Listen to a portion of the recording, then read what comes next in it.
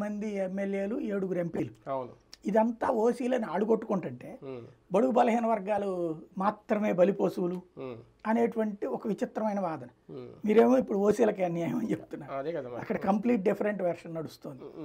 అతను ఒకటే ఏంటంటే ఏ సెక్షన్స్ లెక్కేసాడు. నాకు ఎందుకంటే ఇప్పుడు మీరు చెప్పిన వేమిరెడ్డి ప్రభాకర్ రెడ్డి ఇప్పుడు ఆయన ప్లేస్లో విజయసాయి రెడ్డి గారు ఆయన ఒక ఆర్థిక మూలం వైసీపీకి ఒక రకంగా ఫైనాన్షియల్గా, అందుకే ఆయన భార్యకు కూడా సీట్ అడిగారు. అది ఇవ్వనందుకే కదా ఆయన బయటకు వెళ్ళారని. అంటే అలా వెళ్ళిపోతారని తెలిసిన జగన్మోహన్ రెడ్డి గారు వదిలేసుకుంటున్నారు కదా, రేపొద్దున ఏంటి పార్టీ భవిష్యత్తు పరిస్థితి అనేది. అదేనేది ఇప్పుడు ఇతను చేస్తున్నటువంటిది లావు శ్రీకృష్ణదేవరాయలు మంచి ఫైనాన్సరు. అవును. ప్రతి ఎమ్మెల్యే క్యాండిడేట్ డబ్బులు పెట్టుకోగలడు, వేమిరెడ్డి ఫుల్ డబ్బులు పెట్టుకోగలడు, రఘురామకృష్ణరాజు డబ్బులు పెట్టుకోగలడు, బాలశౌరి పెట్టుకోగలడు. ఇట్లాగా అందరూ కూడా డబ్బులు పెట్టుకోగలిగిన వాళ్ళే. ఈవెన్ విజయవాడలో అతని పేరేంటి, ఇంతకుముందు పీవీపీ అయితే అతను పెట్టుకోగలడు, కేసీఆర్ పెట్టుకోలేనుడు ఒక రకంగా చెప్పాలంటే.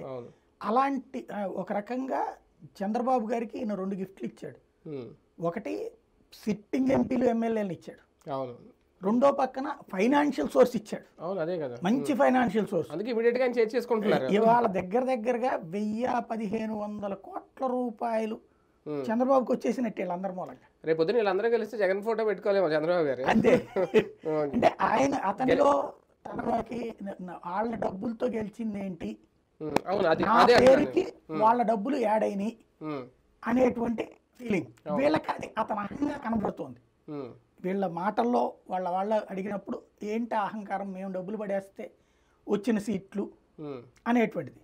వీళ్ళ వెర్షన్ ఏంటి, వాళ్ళు డబ్బులు పడేసింది, చంద్రబాబు డబ్బులు పడేస్తాడు, వీళ్ళు డబ్బులు పడేస్తారు, పేరు గెలిచే చంద్రబాబు పేరు మీద జగన్మోహన్ రెడ్డి పేరు మీదే, కానీ డబ్బులు ఉన్నాయని చెప్పి వాళ్ళు ఇండిపెండెంట్గా పోటీ చేసి గెలవగలరా అనేటువంటిది వీళ్ళ ఆస్పెక్ట్, జగన్ అభిమానుల ఆస్పెక్ట్.